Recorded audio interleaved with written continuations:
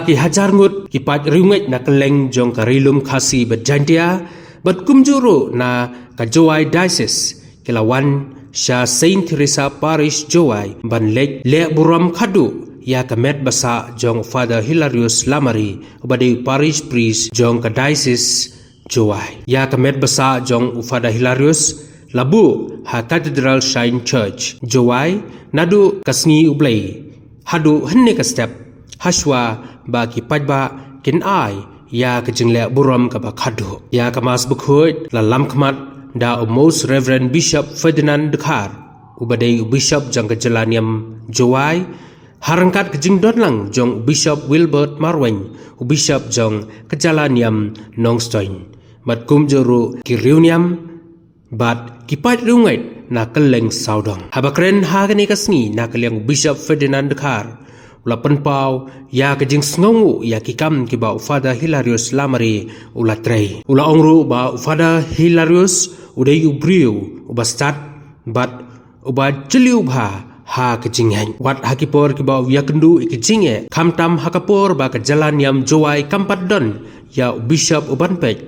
Father Hilarius ula trei borba bat lam khmat ikpat riungai jong jalan yam hadu kisngi ba kinyo ya Bishop uba thamai ula ongru ba Father Hilarius udai ubriu jong kejing duai ubriu bala penyaisha bat udai u lengdo uba juyalam bat betin lenti ya ki weipat banyaj hakalenti kabade ya kamet basa jong Father Hilarius latap dan buram ha ulum jingtap jong kabalang Catholic Jowai Parish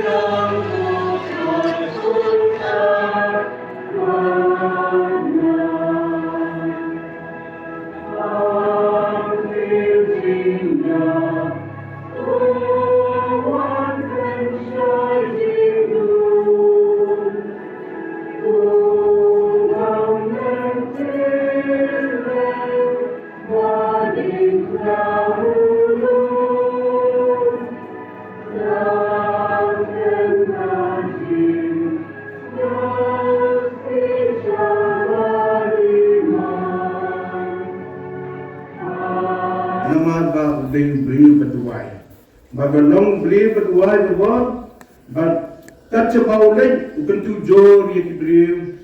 Langi dong, hagad baru kanyam, hagad baru kapalang, banok you believe but why. Langit, bakumba, berdari yang Yusuf sudah fintep di kapal, kebentai juru, tak ada ketu kejanmin, kat-katri, naikun, baulei, laai u ketu kejipang strok, umlah bangkren, cuban bangin pej u bangkren lagi, tak ada ketu kesini santri, sini try. Baulei pa, ukelapar u yang ketika kam,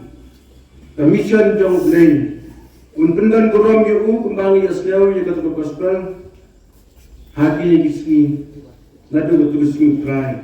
umba ulei pa pendan korom yang lapon yung jisu dah kejing ipa yung nak bayar ni dong diberi di batulmen ni chanya yang kejing ong jong jisu ba ong kumne ngalong kejing ipa bat kejing im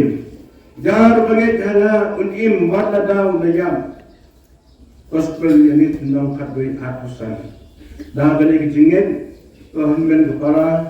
pi bagi betul.